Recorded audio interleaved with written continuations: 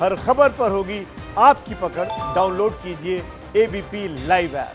अब आपको वो खबर दिखाते हैं जो पिछले 2 दिनों से सुर्खियों में है। केरल के कोझिकोड में विमान हादसा हुआ जिसमें पायलट और को पायलट दोनों की मौत हो गई और 18 लोग भी घायल हुए थे। आपको बता दें कि केरल के कोझिकोड विमान हादसे में मारे गए विमान के दोनों पायलट को आज आखिरी विदाई दी जाएगी। विमान के को पायलट अखिलेश कुमार भारद्वाज का पार्थिव शरीर यूपी के मथुरा जिले में उनके पैतृक गांव पहुंच गया है। जब उनका पार्थिव शरीर दिल्ली एयरपोर्ट पहुंचा तो एयर इंडिया के कर्मचारियों ने उन्हें भावभीनी विदाई दी। पायलट और को पायलट दोनों एयर इंडिया विमान को उड़ा रहे थे जो हादसे का शिकार हुई। केरल के कोझिकोड में यह हादसा हुआ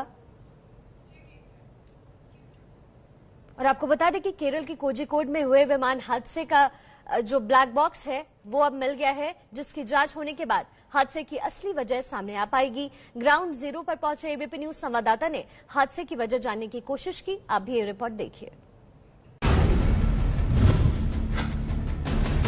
केरल के कोझिकोड में एयर इंडिया का विमान हादसे का शिकार कैसे हुआ, इसकी असली वजह अब तक सामने नहीं आ पाई है। ग्राउंड जीरो पर विमान का मलबा अब भी पड़ा हुआ है।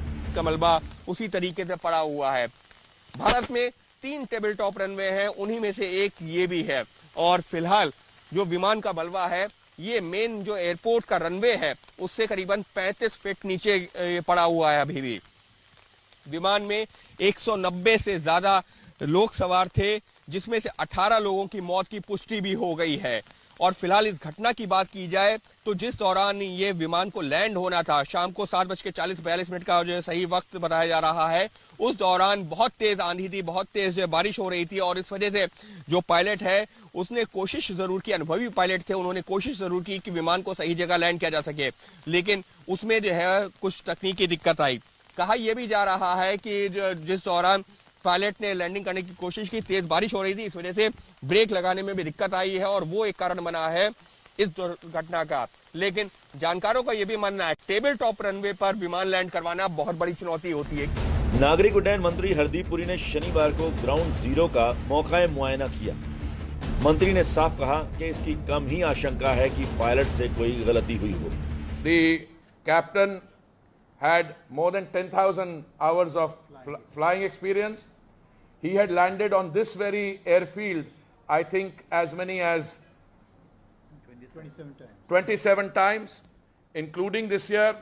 So, in terms of professional competence, etc., we couldn't have had a more experienced and a highly decorated person at the command. विमान का ब्लैक बॉक्स मिल गया है, जिसे जांच के लिए दिल्ली भेजा गया है। नागरिक उड्डयन मंत्री हरदीप पुरी का कहना है कि जांच के जो भी नतीजे आएंगे उन्हें सार्वजनिक किया जाएगा।